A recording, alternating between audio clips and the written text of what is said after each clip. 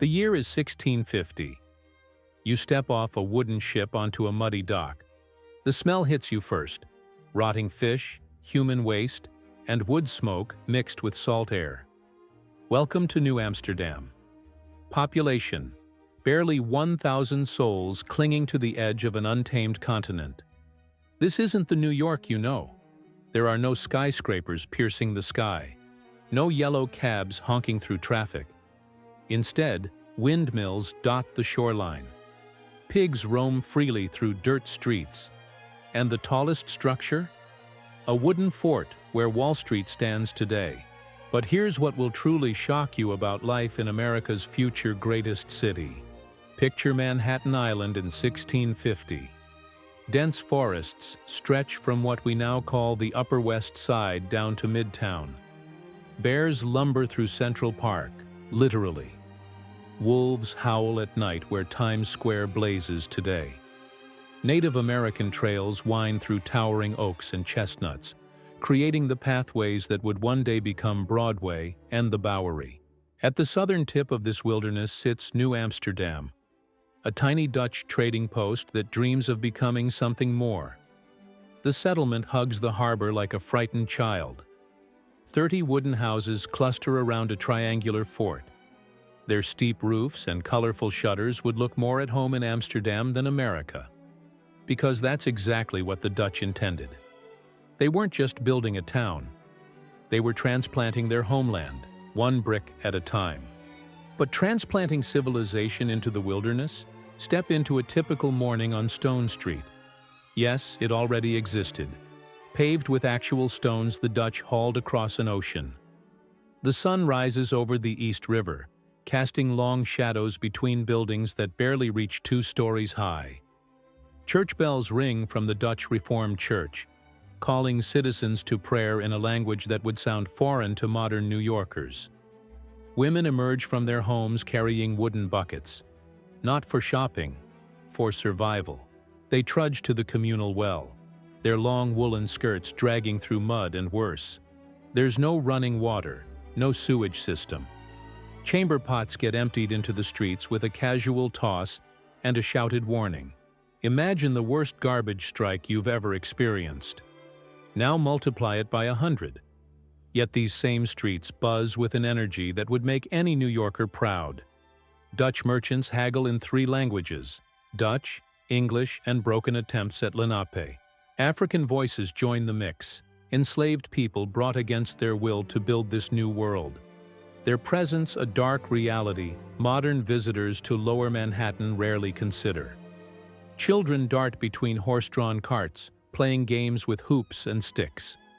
Their laughter echoes off wooden buildings, but don't be fooled by the innocence. By age 7, most boys are apprenticed to trades. Girls learn to spin wool and preserve food. Childhood as we know it doesn't exist. What did exist was danger lurking in every shadow. Native American relations shifted like the wind. One day brought peaceful trading, beaver pelts for metal tools, corn for blankets. The next brought raids and retaliation. Families slept with loaded muskets by their beds. The wooden palisade that gave Wall Street its name wasn't built for property values. It was built for survival. But perhaps nothing captures the shock of 1650s New Amsterdam like its taverns. Picture the wooden buildings lining Pearl Street after dark. Candlelight flickers through oiled paper windows, glass being too expensive for most. Inside, ship captains share tables with fur traders, their voices rising over tankards of beer and rum.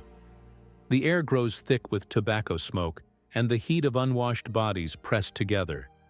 These weren't quaint colonial pubs. They were rough, dangerous places where business deals got made at knife point and arguments settled with fists. Governor Peter Stuyvesant tried to impose order, limiting drinking hours and shutting down gambling. But New Amsterdam had already developed its most enduring characteristic: a stubborn refusal to let anyone tell it how to live. The contrast between rich and poor would make modern inequality look subtle. Wealthy Dutch merchants lived in sturdy brick homes along the East River.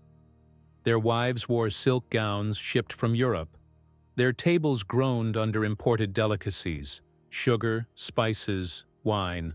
They owned enslaved people, vast tracts of land, and shares in the Dutch West India Company that controlled the colony's economic lifeblood. Meanwhile, most residents crowded into single rooms. Entire families shared beds stuffed with straw. Dinner might be a bit of salted pork, some cornbread, and small beer, because the water wasn't safe to drink. In winter, ice formed inside their homes. In summer, the heat and smell became unbearable. Disease stalked rich and poor alike with ruthless democracy. Smallpox outbreaks could kill half a neighborhood in weeks. Childhood mortality rates that would horrify us today felt normal. Families celebrated a child reaching age 5 like we celebrate high school graduation. Yet somehow, impossibly, this struggling outpost contained the seeds of greatness. Walk to the harbor on any given morning. Ships arrive from the Caribbean carrying sugar and slaves. Others depart loaded with furs bound for European markets. The town may be tiny, but its ambitions span oceans. Dutch merchants understand something the English colonies don't: that New World success requires Old World connections. They're building more than a settlement. They're building a network. The diversity that would define New York already pulses through New Amsterdam's muddy streets. Dutch families live next to freed African Americans. Jewish refugees from Brazil open shops beside German craftsmen.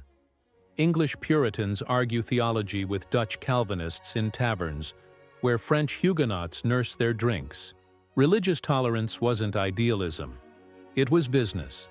The Dutch West India Company cared more about profits than purity. Anyone willing to work and trade was welcome, regardless of their beliefs or background. This pragmatic acceptance of difference planted the seeds that would grow into New York's legendary melting pot. But change was coming. English ships already prowled the horizon, and King Charles II had promised his brother James the entire Dutch territory. In 14 short years, New Amsterdam would become New York without a shot fired. The Dutch flag would come down, and the Union Jack would rise over the fort.